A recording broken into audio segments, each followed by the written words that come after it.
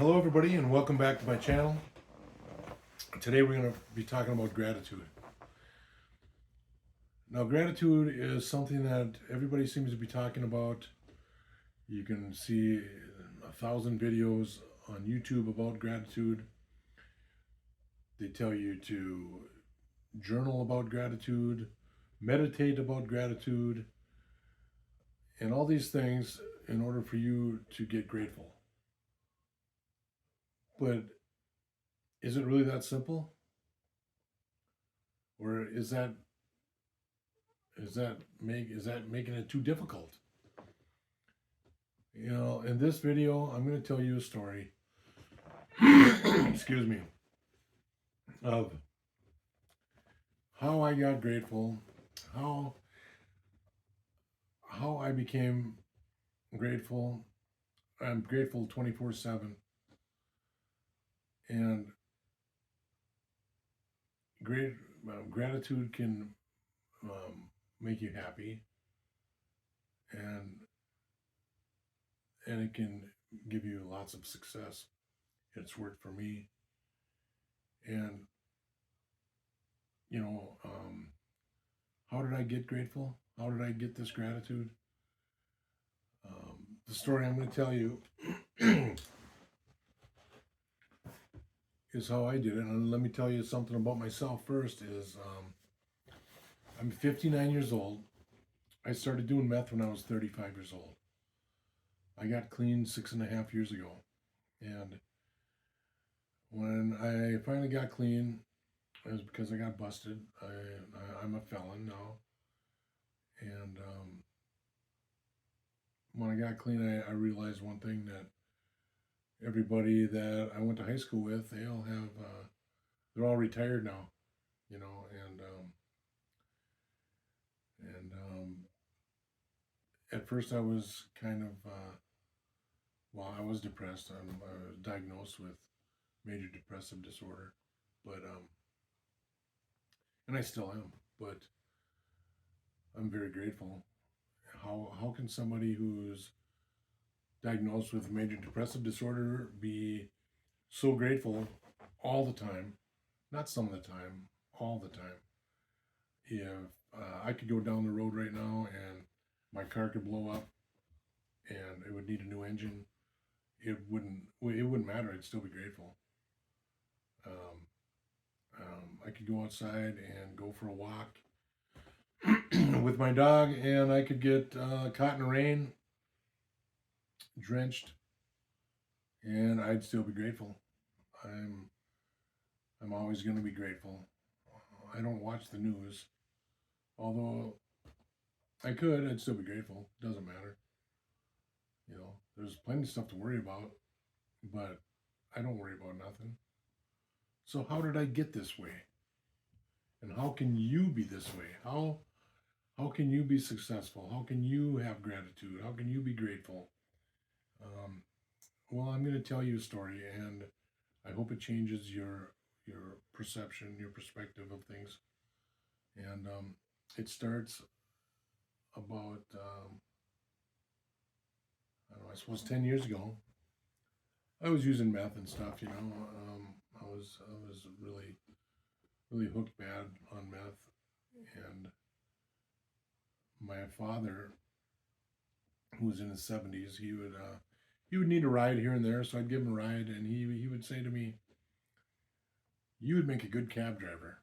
You should be a cab driver. You know your way around town so well, and you always know the fastest way there, and you never get mad at the traffic." And that was just, you know, I didn't know nothing about gratitude then. I was high as hell, you know. And at the time, I was just pretending to my dad.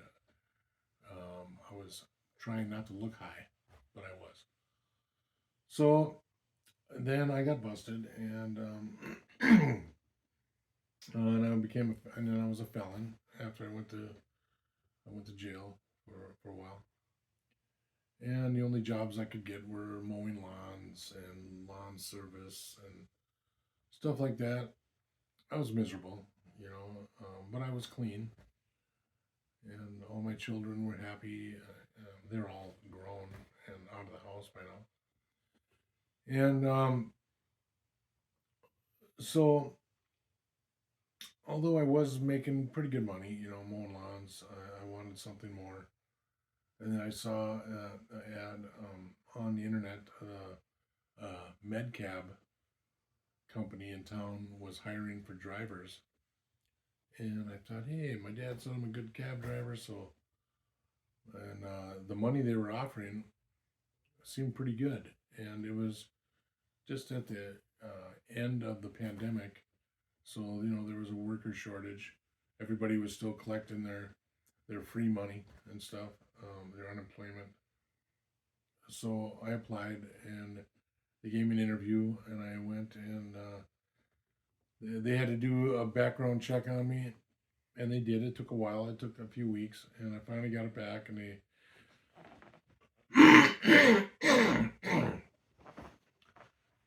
I finally got it back, and I was disqualified, but that disqualification was set aside, and so before I knew it, I was a cab driver, and the first fare that I had, the first client that I had was picking up somebody and bringing her to dialysis. She was a lady about my age. She was raised in this town too. She grew up here, and so um, we never crossed paths in our past life, but she was best friends with an old neighbor of mine. So we knew a little bit about each other and stuff. So we I would be bringing her to dialysis 3 times a week, and each session lasted about 2.5 to 3 hours. I'd drop her off, and then I'd pick her back up and I'd give her a ride home. And we talked and joked, and she always flirted with me, and it was a good time. I thought to myself, hey, this job ain't so bad, kind of fun. And my boss was giving me $1 a mile, or even better than $1 a mile. And I would go on some long runs down to the cities and back. That's 120 miles round trip. It would take me 2 hours, so I'd make 120 bucks in 2 hours. So it was good money. I was making $2,000 a week being a med cab driver, and I was having these friendly relationships with all my clients, all my people in the back seat. We were having a good time, and I was driving them. I had like 6 people driving to dialysis, um, and I would drop them off and bring them and pick them back up and give them right home. And none of them ever complained. None of them. They were always happy. They never complained about anything. Never mad. Never discouraged. Never bummed out. And I'm thinking, wow, this is weird. And like for instance, one lady I had to pick up at 4:30 in the morning because the dialysis place, because there's so many patients. They basically worked. They opened up at 4:30 in the morning and went all the way till I think I think 10 o'clock at night. So this one lady, I had to pick, I went to her apartment. I had parked in the front, and turns out she was a little Japanese woman. She was about 80 pounds. She was I don't know how old she was, but she was older, and pretty old, I think. And her husband was there every morning, and I, for her, I'd get out of the cab, and remember, we're in Minnesota, and it was the middle of winter, so it was like 10 below zero. The wind's blowing, snowing, whatever. And so I'd get out of the cab, I'd go into the lobby, and there would be this Japanese couple, and she couldn't speak very good English, and she couldn't hear very good, but he could speak some English, and he would open the door for me, and she would grab onto my sleeve, and I'd walk her to the cab, and she was afraid she was going to slip on the ice. So then I'd help her in the cab, and I'd put the seatbelt on, and he would be watching from the door, and he was, oh, they're both smiling all the time. He was very happy, and then I'd wave to him. I'd get in the cab. I'd give her a ride to dialysis, and I would get her out of the cab, and she'd grab onto my sleeve again. I'd walk her into the building. I'd bring her up the elevator because she didn't like elevators too much. She couldn't hear very good, or at all. I'm not sure, but then I'd bring her up to the dialysis floor and bring her in. She'd wave to me, smiling, and then I would leave. I'd go run around town, and then I would, let's say, I would go and pick up somebody who was going to the pain center because of a back injury or something, and so I would bring her there, and I mean, they're going to a pain clinic. Of course, obviously they're in pain, right? But did I hear them complain? No, they didn't complain. They didn't piss and moan about nothing. They didn't. They weren't bummed out. They were full of hope. They were full of hope and happiness. And once again, they would say stuff like, "Oh, I'm so grateful that you're my cab driver." Pretty soon, I was the favorite cab driver of all the clients. My boss, I was making him lots of money, and because they would now they were calling his cab company instead of the other ones, and I just like doing it. I was doing it for the money, but then I was be bringing these people to their appointments, sometimes down the cities. One guy, I drove him down to the U of M, um, University of Minnesota, down in the cities, and he had a double lung transplant, and it was kind of a coincidence. I knew him from high school, and so me and him talked about all kinds of stuff. I had to drive an hour up north to pick him up, and then I drove him down to the Twin Cities, which was 2 hours, and then I would wait outside the U of M. He had to go in and do some. He had to do a checkup every year on his lungs, and then after that, I drove him all the way back up north. So this was my first brush with somebody who was totally grateful. He told me that before he had his lung transplant, he was up to 2 bottles of oxygen a day, and he described how hard it was for him to breathe. He said it was like breathing through a little straw that you get in a drink when you go into a bar. He said it was like sucking through that straw for him to live, and so he waited on the list, and because of the damage to his lungs, and it was from smoking. He smoked since he was a little kid or whatever, and so he had this done, and now he don't smoke nothing, and his pastime now is he fishes from shore, and he hikes, and that's his life. And it's like we had such a good time talking, and I said now I still talk to him all the time. I've been fishing with him a couple times, but he his gratitude was like a spotlight. I mean, everything he said, he was talking, and I was grateful to be listening to him being so grateful, if that makes any sense. So as I was driving this med cab, I started to something my perspective changed about everything, and I had to stop and think. It's like, wow, I think what I'm feeling is gratitude. Nothing gets me mad anymore. I don't.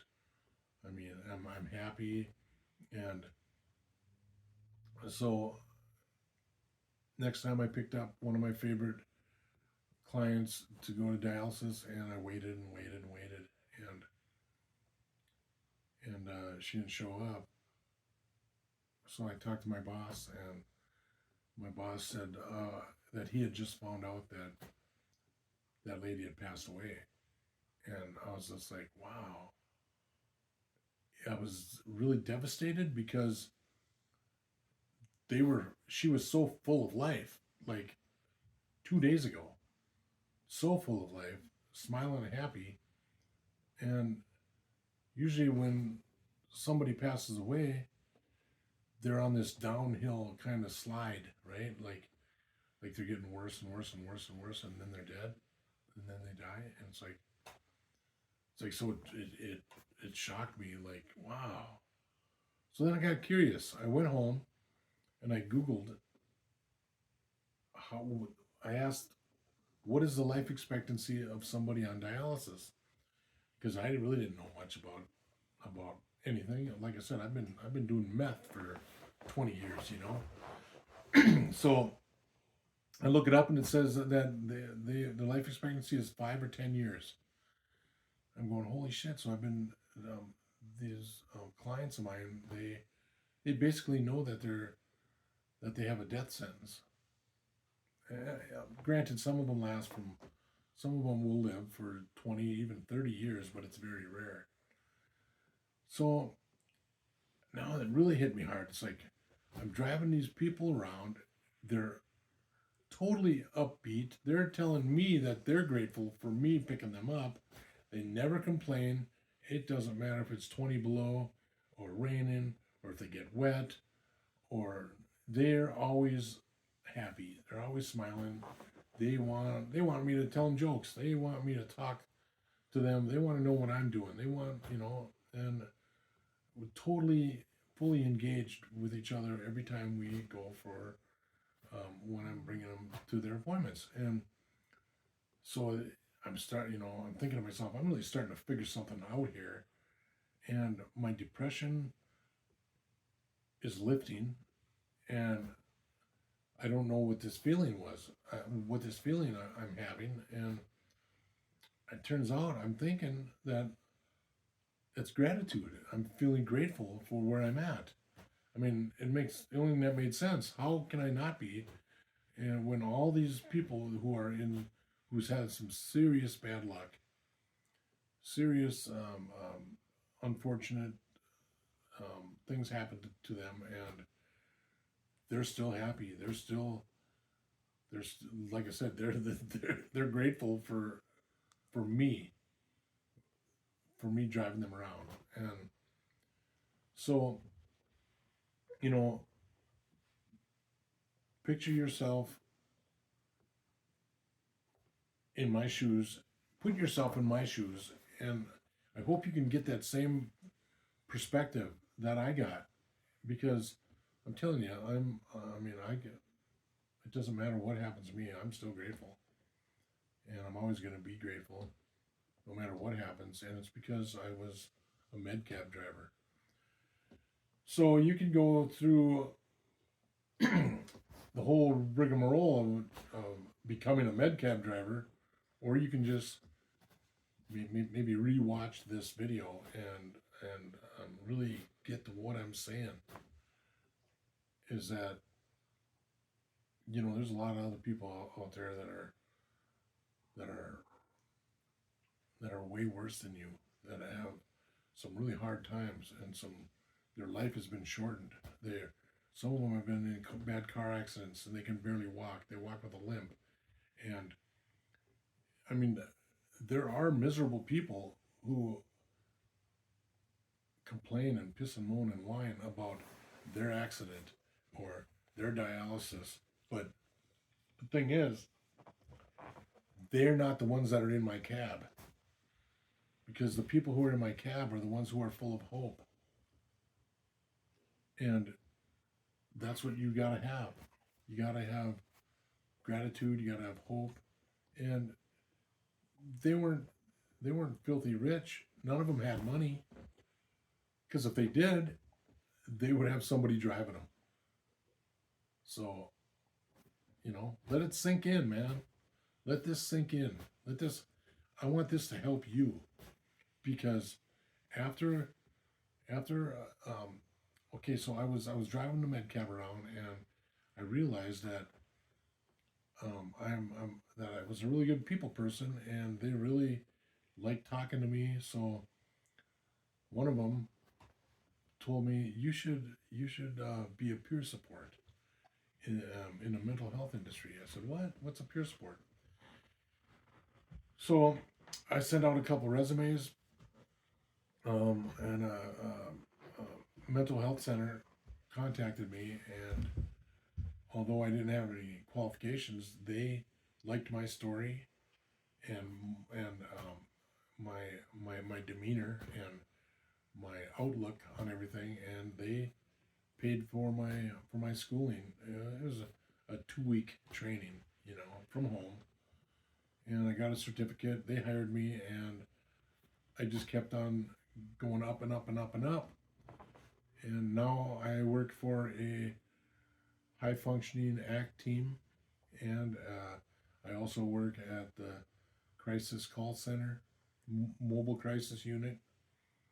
I work for a friend at a 60-bed sober house, and yeah, life is good, and I couldn't be happier. Although I'm not filthy rich either, but I'm grateful.